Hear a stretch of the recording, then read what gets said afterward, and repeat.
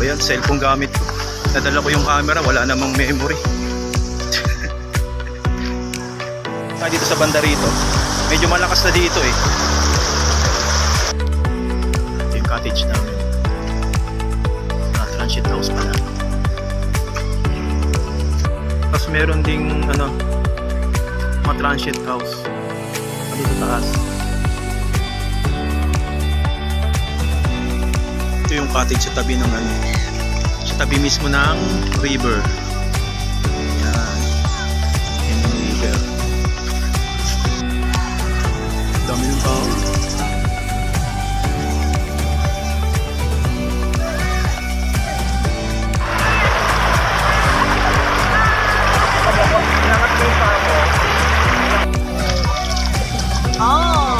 Yan. Binutin mo. Maganda yung value ng bato dyan. Mulutang. And dito medyo malalim na dito eh. So medyo malakas na yung agos sa banda ron. Ayun o. Tayo dun. Ayun o. Medyo malakas na yung agos niya.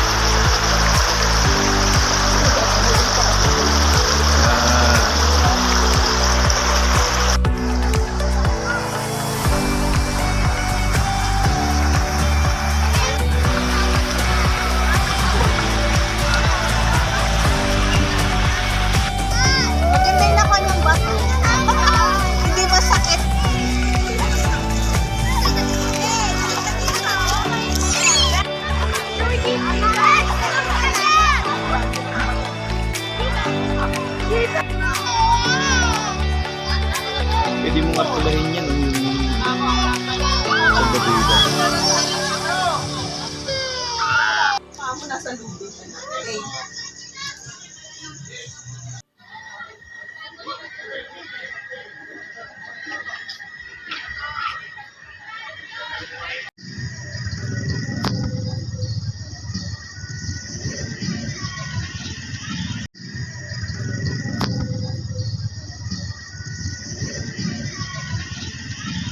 Ako nasa gilid lang kasi ako, wala ako sa tubig. Dapat tinunahan na niya.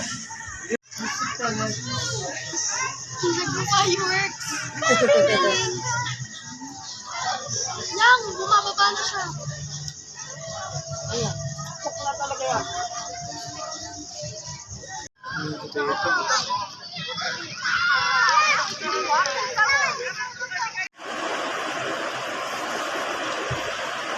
Yun, naulan na naman. Yung video na panood nyo sa yun, sa Camp Agos dito sa May Tanay. And sabi ko sa inyo kung ano yung mga kailangan yung dalhin pagpunta nyo doon. Well, pagpunta nyo ng Camp Agos, sisingilin kayo ng 20 pesos per head. Parang yata yun eh, parang environmental fee nila sa Tanay. Then, pagsampan nyo doon ng tulay, sa may bakal na tulay, papunta ng Camp Agos, no, actually hindi lang naman Camp Agos yung nandoon, maraming mga transit house na nandoon na iba yung may-ari. Yun nga, pagsampan nyo ng tulay, pagbaba nyo doon, magbabayad kayo ng 100 per vehicle. So, ibig sabihin kung isang kotse or basta isang vehicle, whether it's 7-seater or 5-seater, 100 yan. Tapos kapag po motor, I think 50 lang yata. Ganon. So, may bayad yung, bukod yung bayad dun sa 20 pesos per head, bukod din yung bayad dun sa 100 pesos per vehicle. Natutulay dun sa may Kung gusto niyo naman hindi tumuloy dun sa may bakal, natulay, wala namang problema. Ang problema lang is walang paradahan doon sa way papasok ng Camp Agos. Meron man pero mahirapan kayong mag-park kasi baka mamaya mabalahaw sa lupa. Hindi kayo makaahon kasi malalim yung pabulusok. Yun, tsaka di naman kayo pwede mag-parking doon mismo sa may lugar kasi nung time na pumunta kami, actually yung video na yun, April pa, or I think April o mga ganun, yung mahal na araw, nagpunta kami. ginagawa yung kalsada papunta doon sa may Camp Agos. So there is no chance na makapark kayo doon. Kasi hindi pagawa yung mga kalsada, ginagawa nga. No, so hindi rin na makipapayagan ng mga barangay doon, nagpapatrolya doon na pumarada doon mismo sa ginagawang kalsada. Ang good lang naman doon sa Camp Agos is maganda yung maganda yung transient house niya. Pwede kayo magdala ng tent, matutulog kayo doon. Kumpleto na yung gamit. No, ang hindi ko na nagustuhan is ito totoong itong comment to kasi nawalan siya ng tubig. At exactly 5 o'clock yata ng hapon, nawalan na siya ng tubig. So, kinabukasan na lang siya nagkaroon ng tubig. Na pang yung sa gripo. Sa gripo.